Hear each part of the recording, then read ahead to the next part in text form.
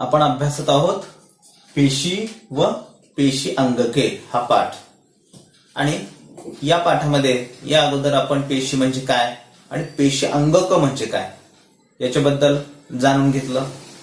पेशी हा सजीवाच्या शरीराला रचना प्राप्त करून देणारा आणि कार्य करण्याची क्षमता प्राप्त करून देणारा एक सर्वात लहान अंग किंवा एकक आहे.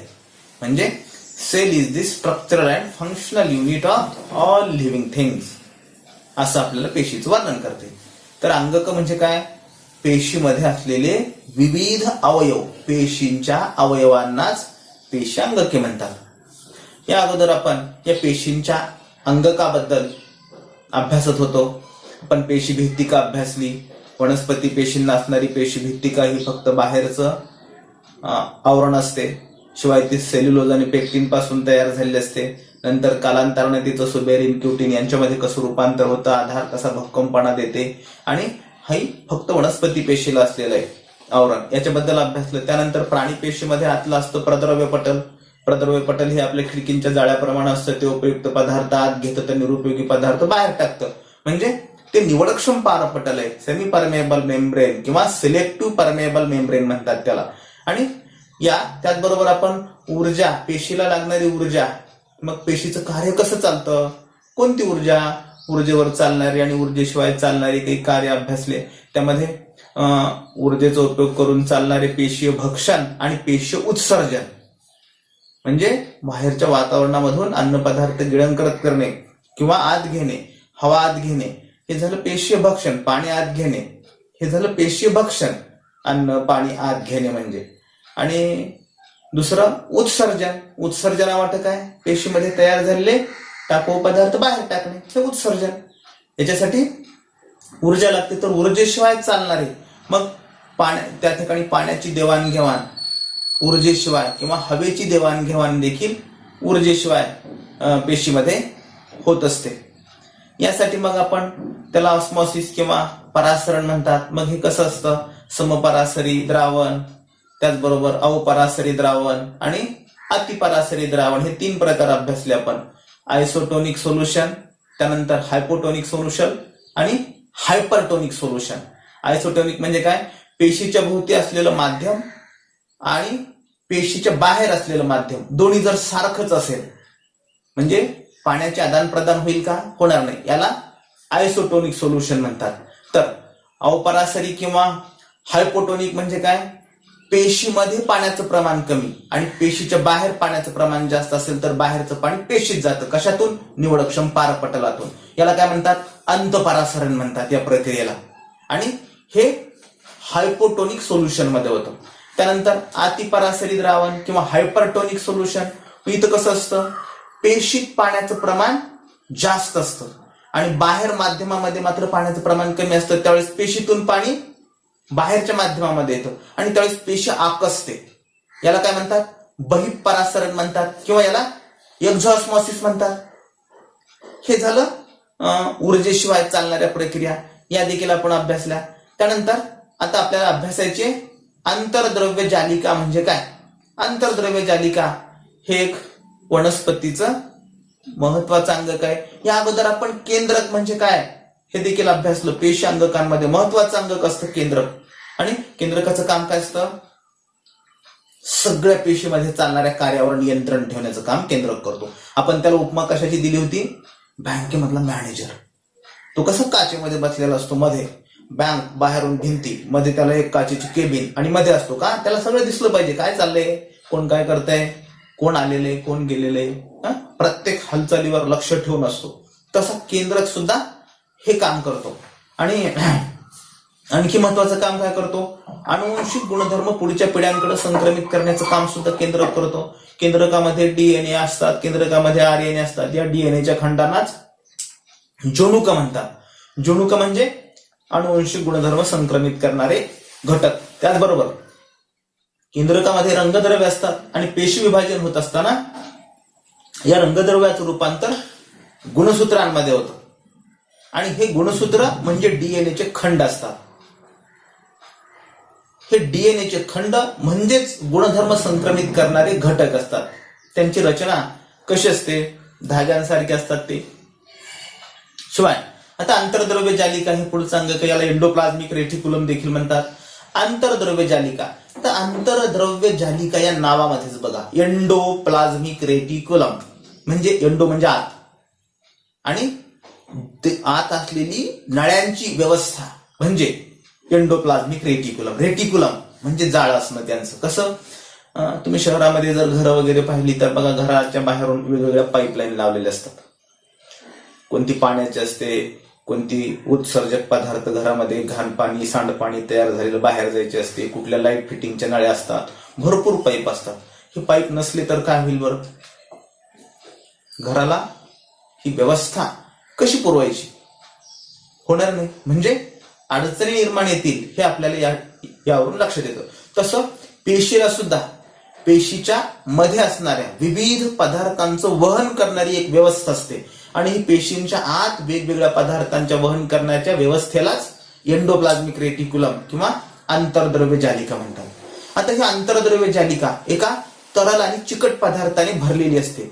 लहान लहान नळ्या असतात, नळ्यांची अशी दाट जाळी असते आणि त्याचा एक असा पट म्हणजे एक पूर्णपणे अशा आकाराचा पट तयार झालेला असतो. या नळ्यांच्या आंतरद्रव्य जालिकाच्या एकमेकाला जोडून एक जालिका तयार झालेली असते, त्याची एक पट तयार होतो आणि हे सगळं ही जी जाळी आहे तुमच्या आकृतीत दाखवलेली बघ, ही आंतरद्रव्य जालिकेची जाळी ही बाहेरच्या बाजूला प्रद्रव्य पटलाला जोडलेली असते.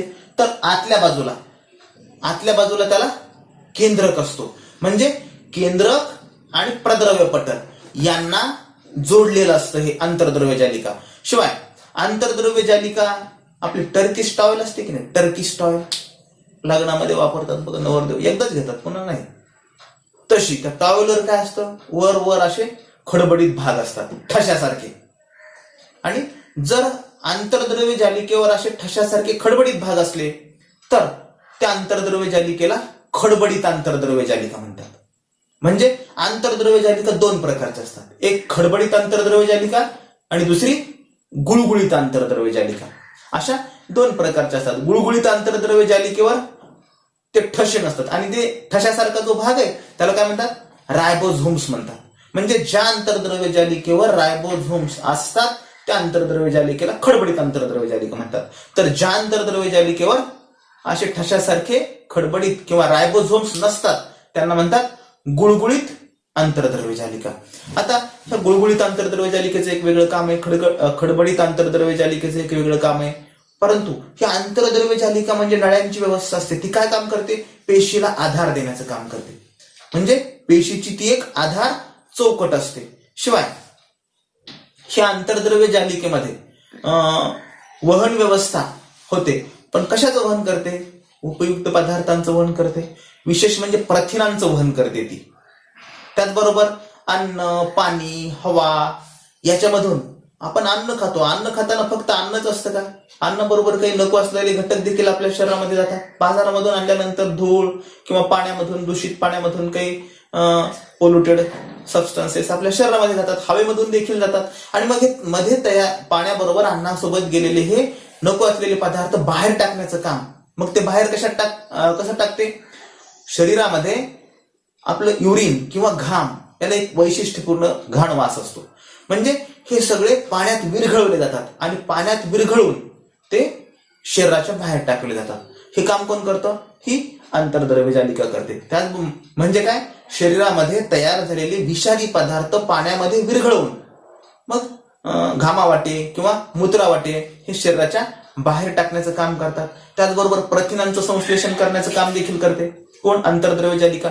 तर आता हे प्रथिनांचं संश्लेषण कोण करते, खडबडीत आंतरद्रव्य जालिका करते. तर दुसरी असते की नाही जरा मऊ गुळगुळीत, त्याच्यावर रायबोझोम्सच नसतात, तर रायबोझोम्स नसणारी गुळगुळीत आंतरद्रव्य जालिका ही मेदाचं संश्लेषण करते. लक्षात आलं दोघांमधला फरक. तर शरीरामध्ये प्रवेश करणाऱ्या विषारी पदार्थांना बाहेर टाकण्याचं काम सुद्धा ही आंतरद्रव्य जालिकाच करते. तर गुळगुळीत आंतरद्रव्य जालिका आपल्या शरीरामध्ये स्टिरॉइडची निर्मिती करते. स्टिरॉइड काय असतं, स्टिरॉइड हा एक विषारी पदार्थ आहे. मग शरीरामध्ये कशाला तयार करते, बाहेरून जर काही आलं तर त्याच्यासाठी प्रतिकार करण्यासाठी. आता आपण दवाखान्यात गेल्यानंतर कधी कधी डॉक्टर आपल्याला स्टिरॉइडचे इंजेक्शन देतात. आपण विचारतच नाही काय असतं हे स्टिरॉइड किंवा कशासाठी देतात. म्हणजे शरीरात प्रवेश करणाऱ्या विषारी पदार्थांची थोपवणूक करण्यासाठी, त्याच्या विरुद्ध काम करण्यासाठीची यंत्रणा देखील तयार करण्याचं काम ही आंतरद्रव्य जालिका करते. लक्षात आलं आंतरद्रव्य जालिका म्हणजे काय. त्याच्यानंतर आपल्याला पुढचा हे पेशीचा अवयव अभ्यासायचा आहे, तो म्हणजे गॉल्गी कॉम्प्लेक्स किंवा त्याला गॉल्गी काय म्हणतात. तुम्हाला एक प्रश्न विचारलेला आहे, तुमच्या आवडीची बिस्किट चॉकलेट तयार करण्यासाठी त्याच्यासाठी एक पॅकिंग यंत्रणा वापरली असते. वरचं वेस्टर्न बऱ्याचदा आपण पॅकिंग बघूनच खरेदी करतो आणि आपल्याला ते आवडतं. पॅकिंग कशी आहे त्याची, खरं तर हे आवडायला नाही पाहिजे. बिस्किट आणि चॉकलेट आपली काही गरजच नाही, अन्न ही आपली गरज आहे. परंतु कारखान्यामध्ये पॅकिंगचा विभाग असतो आणि बाजारामध्ये जे चांगलं पॅक केलेलं असतं त्याची मागणी जरा जास्त असते. म्हणजे पॅकिंग महत्वाचं असतं हे देखील आपल्याला याच्यावरून लक्षात येतं. जर असंच उघडच जर विकलं तर बघा आपल्याला त्याच्यावर धूळ माशा असं काही बसलेलं असेल अशा प्रकारचे प्रश्न येतात आणि आपण ते घेत नाही. तर पेशीमध्ये देखील ही गॉल्गी कॉम्प्लेक्स किंवा गॉल्गी काय अशा प्रकारची एक पॅकिंग करण्याची व्यवस्था आहे. शिवाय याला एक महत्वाची बिकर किंवा श्रावण्याचं काम करतो. म्हणजे मधून पाझर येतो, हे पाझरणारे अंगक आहे पेशीमधलं. शिवाय या गॉल्गी कायचा शोध केमिलो गॉल्गी नावाच्या शास्त्रज्ञांनी हे गॉल्गी काय नावाचं अंगक शोधून काढलं. हे एक जर्मन शास्त्रज्ञ होते. काळी अभिक्रिया हे रंजन तंत्र त्यांनी विकसित केलं. आता ही काळी अभिक्रिया काय आहे, रंजन तंत्र काय आहे, तुम्ही इंटरनेटचा वापर करतायत, तुमच्याकडे आता इंटरनेटची साधनं आहेत, त्याच्यावर हे सगळं पहा आणि त्याचं व्यवस्थित आणखीन आपल्याला जर जास्त माहिती अभ्यासाची असली तर ते करू शकता. शिवाय या केमिलो गॉल्गी यांना चेताळ संस्थेचा अभ्यास करत असताना सॅन्टियागो काजल नावाच्या शास्त्रज्ञाबरोबर 1906 साली नोबेल पुरस्कार देऊन त्यांना सन्मानित करण्यात आलं. म्हणजे हे महत्वाचं अंगक काय आहे, याचं कार्य कसं चालतं हे सांगण्याचं काम केमिलो गॉल्गी या जर्मन शास्त्रज्ञांनी केलं. आता याची रचना कशी असते, आकृतीमध्ये तुम्हाला दिसते हे कसं येते काय.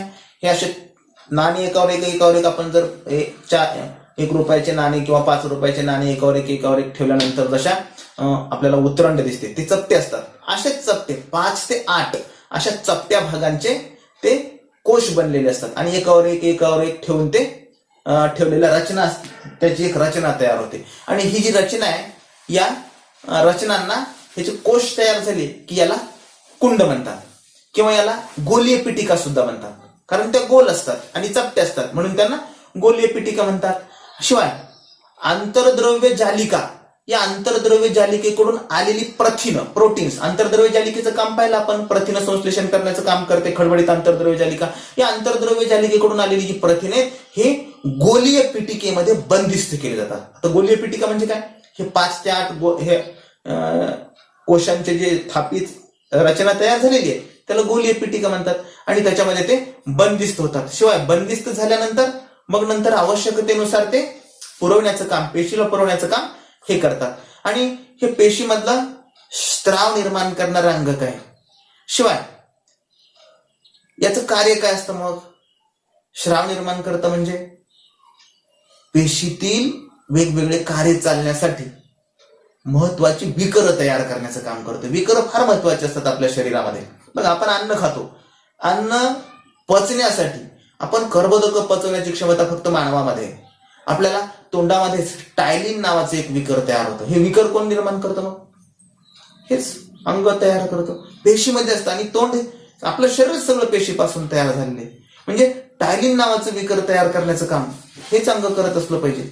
इन्सुलिन, रक्तामधली शर्करेची पातळी नियंत्रित ठेवण्याचं काम करतं इन्सुलिन. हे पण सगळे विकर जी शरीरामध्ये टेस्टोस्टेरॉन, इस्ट्रोजन, प्रोजेस्टेरॉन ही जी सगळी संप्रेरक आहेत किंवा थायरॉइड, थायरॉक्सिन ही विकर निर्माण करण्याचं काम हे अंग करतं. शिवाय वर्णक, आपल्या शरीराला किंवा केसांचा काळा रंग आहे, त्वचेला एक वैशिष्ट्यपूर्ण रंग असतो, यांच्यामध्ये बदल घडवून आणण्याचं सुद्धा काम किंवा ही विकर तयार करण्याचं काम, यांच्यामध्ये बदल घडवून आणण्याचं काम, यांची विभागणी करण्याचं काम देखील ही आंतरद्रव्य जालिका करते. त्याचबरोबर पिटिका, आता अभ्यासलं का नाही आपण गोलीय पिटिका, या पिटिकांची, रिक्तिका कशाला असतात पेशीमध्ये काही विषारी, आपल्या घरात कचरा तयार झाल्यानंतर कचरा कुंडी असते की नाही, ही कचरा कुंडी म्हणजे रिक्तिक असतात. ह्या रिक्तिकांची निर्मिती करण्याचं सुद्धा काम हेच करतं. त्याचबरोबर पेशीचा अगोदर अभ्यासलेला अंगक आपण पेशी भित्तिका म्हणजे सेल वॉल, त्याच्यानंतर लयकारिका, आता आपल्याला अभ्यासायचं आहे लयकारिका म्हणजे काय.